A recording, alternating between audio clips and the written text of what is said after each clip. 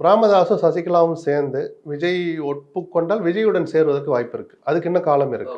ஏன்னா யாருக்கு எந்த பாதிப்பும் இல்லை. அதனால இட நெருக்கடியோ அதுவோ கொள்கை தடையோ அதெல்லாம் ஒரு புண்ணாக்கும் இல்லை. விஜய்க்கு கொடுக்கறதுக்கு இடம் இருக்கு. கொள்கை தடையும் ஒன்றும் இல்லை. கொள்கைங்கிறது ஒன்றும் பெருசா இல்லாதனால அது ஒரு சுற்று பேச்சுவார்த்தை நடந்துட்டதாவே நான் கேள்விப்பட்டேன். ராமதாஸ், சசிகலா, விஜய், அதில் கிருஷ்ணசாமியும் சேர்ந்தாலும் ஆச்சரியம் இல்லைன்னு ஒரு நண்பர் சொன்னார். அதெல்லாம் நடக்கட்டும். இதெல்லாம் பெரிய தாக்கத்தை ஏற்படுத்தும்னு நான் நினைக்கல.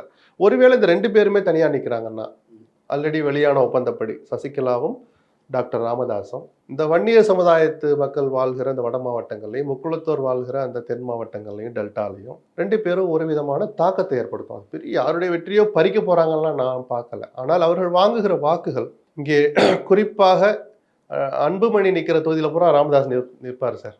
தினகரன் நிற்கிற தொகுதியில் பூரா சசிகலா தன்னுடைய வேட்பாளர் நிறுத்துவார். கிட்டத்தட்ட வெளிப்படையா சொன்னா அது ஈகோ யுத்தம் தான்.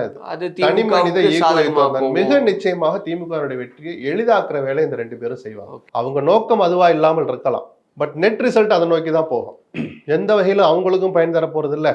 முழுமையாக அவங்களுக்கு பாடம் புகட்டி காட்டுறேன் அப்படிங்கிறதையும் சாதிக்க போறதா எனக்கு தெரியல. எடப்பாடிக்கு பாடம் போட்டணும், அன்புமணிக்கு. இப்ப சௌமியாவை எதிர்த்து டாக்டர் ராமதாஸின் மகள் காந்தி மீதியை நிக்க போறதா ஒரு தகவல் வருது. இது களம் வேணா ஒரு மாதிரி ஆஹா அப்படி இப்படின்னு மீடியாக்களுக்கு வேணா தீனியா இருக்கலாமே தவிர குடும்ப உறவுகளை நினைச்சு பார்த்தா கொஞ்சம் சங்கடமா தான் இருக்கு. இப்படி ஒரு தனி மனித ஈகோ சார்ந்த விஷயமா தான் அந்த 2 பேருடைய முடிவும் அவருடைய களமாடலும் இருக்க போறதா நான் பாக்குறேன். அரசியல் களம் ஒரு பக்கம் இப்படி இருக்கும்போது சீமான் அவர்கள் தேர்தல் வரைவு அப்படின்றத எல்லாத்தையுமே போட்டு காமிச்சு இப்படிதான் இருக்கணும் அப்படின்னு அவரு தன் சித்தாந்த அரசியலை தொடர்ந்து பேசிட்டு போறார். வாய்ப்பு கொடுங்க, சரியில்லைன்னா கல்லுல அடிங்க. அது ஆனா அவருடைய அந்த வரைவு அந்த நடைமுறைக்கு சாத்தியமா அந்த அரசியல் அப்படின்றதெல்லாம் எப்படி இல்ல அதை பாக்குறவங்களுடைய எண்ணிக்கை குறைவா இருக்கனால பிலோ 10லயே வாங்கிட்டு இருக்கிறாரு. 8% வர்றதுக்கே அவருக்கு 15 வருஷம் ஆச்சுல்ல. அதை பத்தி அவரும் கவலைப்படலை. என் அறிவு, என்னுடைய அனுபவத்தை நான் என் பாஷையில சொல்றேன். அந்த அறிவை வச்சு நான் சில கொள்கைகளை வகுக்கிறேன். உங்களுக்கு ஏத்துக்கிட்டு இருந்தா ஓட்டு போடுங்க, இல்லாட்டி போங்கன்ற மாதிரி தான் அவரும் பிரச்சாரம் பண்றாரு. அவருக்கும் ஆசை இருக்கு. இப்போ டெபாசிட் பணத்தை கட்டி தானே அவரும் காரைக்குடியில் மனு போட போறாரு. அந்த பணத்தை திருப்பி வாங்கணும்னு அவருக்கும் ஆசை இருக்கும்ல சார். தன் கட்சி சார்பாக நிற்கிற மற்ற 233 பேருமே குறைஞ்சபட்சம் அந்த பணத்தை திருப்பி வாங்கணும், ஜெயிக்கணும் அப்படிங்கிற இதோட தானே அவர் வேட்பாளர். இப்போ சும்மா போகிற போக்கில் அப்படி அறிவிச்சிட்டு போகலே. அவர் ஒரு 2 மாசமாவது அவர் உட்காந்து உழைச்சிருக்கணும். கூட்டி அறைகளுக்குள்ள தோழர்களோட தம்பிமார்களோட விவாதிச்சு 4 பேர்கிட்ட இப்போ ஃபோனில் பேசி, இல்லை அந்த ஊருக்கே போகிற போது போய் இங்கே வாப்பா யாரு, நீ என்ன கம்யூனிட்டி, என்ன நீ படிச்சிருக்க, குறைஞ்சபட்ச கேள்விகள் அது கேட்குறது ஒன்றும் தப்பே கிடையாது. அப்படியெல்லாம் பார்த்தானே 50% பெண்கள் 50% ஆண்கள்னு வேட்பாளர் நியமிச்சார். ஜெயிக்கணுங்கிற அதை மனசில் வச்சு தானே சார். போனா போதுன்னு போகிற போக்கில் எல்லாம் அதை செய்யலை. அதுக்கு சில மாத உழைப்பு இருக்குல்ல. அதில் அவர் ஏதோ போகிற போக்கில் நிற்கிறதா நான் நினைக்கல. ஒரு வலுவான கொள்கைகளோடு நிற்கிறார்.